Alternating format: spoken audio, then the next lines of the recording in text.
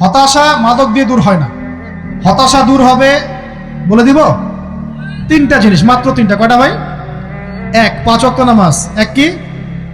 নামাজে আপনি অজু করে সেজদা দেন, ইনশাল্লাহ আপনার মনে প্রশান্তি না আসলে আমাকে এসে বলেন যে আসে না। চোখের পানি, মনের আবেগ যা আছে আপনার ভিতরে, কষ্ট, দুঃখ, যন্ত্রণা, সব আল্লাহকে ঢেলে দিবেন ইনশাল্লাহ। নিজের আবেগ ধরে রাখবেন এখানে, আপনি আল্লাহর জন্য ঢেলে দিবেন। মানুষকে আবেগ দেখা কি লাভ? মানুষ আপনার চোখের পানির মর্ম বুঝবে? মানুষ কি মানুষের চোখের পানির মর্ম বুঝে?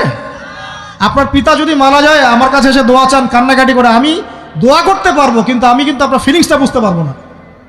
আপনার অনুভূতি কে বুঝতে পারবেন?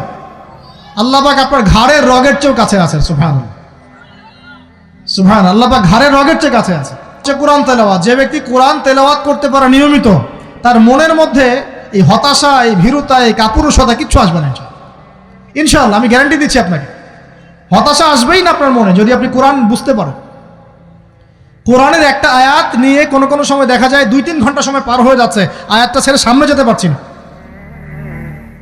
কোরআনের ভিতরে ঢুকলে আপনি দুনিয়ায় ভুলে যাবেন কি হচ্ছে আশপাশে।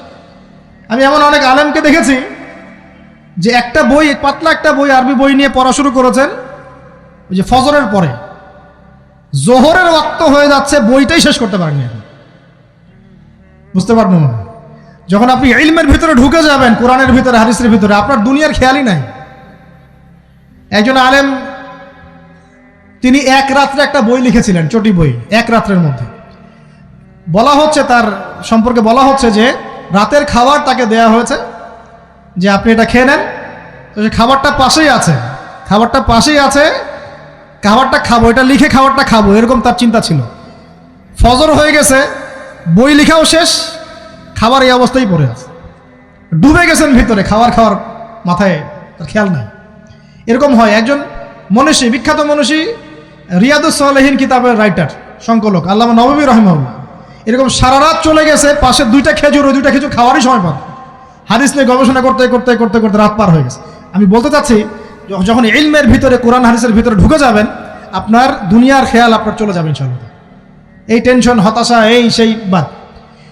তখনই আল্লাহ পাক আপনাকে তার পক্ষ থেকে রহমত দিবেন, বরকত দিবেন, আল্লাহ আপনার দুনিয়ার কাজগুলো করে দিবেন ইনশাআল্লাহ।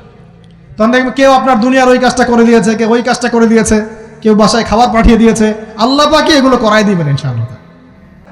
গতকালকে বাংলাদেশের একজন বরেণ্য আলেমের সাথে একটা কনফারেন্সে ছিলাম।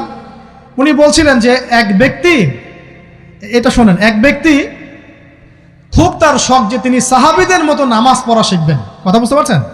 সাহাবীদের মতো নামাজ শিখবেন। তো একজন বরেণ্য আলেমের কাছে এসেছেন, এসে বলছেন যে আমাকে সাহাবীদের মতো নামাজ শিখিয়ে দেন। তখন সেই আলেম আরেকজন আলেমের সন্ধান দিয়েছেন, যা তুমি তার কাছে যাও, তিনি শেখাবেন। তো সেই ব্যক্তি একটু অবাক হয়েছেন, কারণ যাকে প্রশ্ন করেছিলেন তিনি অনেক বড় মুহাদ্দিস, আর যার কাছে পাঠানো হচ্ছে তিনি অত বড় মুহাদ্দিস নন, কিন্তু আবেদ, আমল করেন। তাকে গিয়ে বলছেন উনি আমাকে পাঠিয়েছেন সাহাবীওয়ালা নামাজ শিখিয়ে দেন। তখন তিনি বলছেন ঠিক আছে, সুন্দর করে অজু করে আসো, সুন্দর করে অজু করে আসো। অজু করার সময় খালি খেয়াল রাখবা যে আমি অজু করছি শুধু আল্লাহর সন্তুষ্টির জন্য। কি খেয়াল রাখবেন? অজু করছি শুধু আল্লাহকে রাজি খুশি করার জন্য অজু করছে, আর কোনো উদ্দেশ্য নাই আমার। অজু করতে যাচ্ছে, তিনি আবার বলছেন দাঁড়াও, শুধু আল্লাহকে রাজি খুশি করার জন্য অজু করো। আবার শুরু করছেন, আবার বলছেন শোনো, শুধু আল্লাহকে রাজি খুশি করার জন্য অজু করো। এভাবে বলতেই আছেন, নামাজে দাঁড়িয়েছেন, দাঁড়ানোর আগে বলছেন শোনো, শুধু আল্লাহকে রাজি খুশি করার জন্য নামাজ পড়ো। বলতেই আছেন। এক পর্যায়ে সে ব্যক্তি নামাজ শুরু করলো, নামাজে মনোযোগ এদিক ওদিকে যায়, আর তার মাথায় এটা আসে, এই শুধু আল্লাহকে রাজি খুশি করার জন্য আমাকে নামাজ পড়তে হবে, শুধু আল্লাহকে রাজি খুশি করার জন্য নামাজ পড়তে হবে। এই চিন্তা তার মনের মধ্যে ঘুরপাক খাচ্ছে। এভাবে নামাজটা সে শেষ করেছে। শেষ করে চিন্তা করছে যে নামাজ তো পুরোপুরি মনোযোগ দিতে পারলাম না, বারবার মাথার মধ্যে এরকম চিন্তা আসছে, আল্লাহ আমাকে তো মাফ করে দাও, নামাজটা আমার মনে হলো না ঠিক মতো।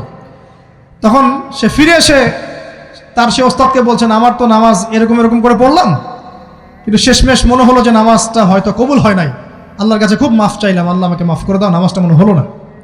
তখন সেই যে প্রথম ব্যক্তি যিনি পাঠিয়েছেন তিনি বলছেন এটাই হলো সাহাবীওয়ালা নামাজ।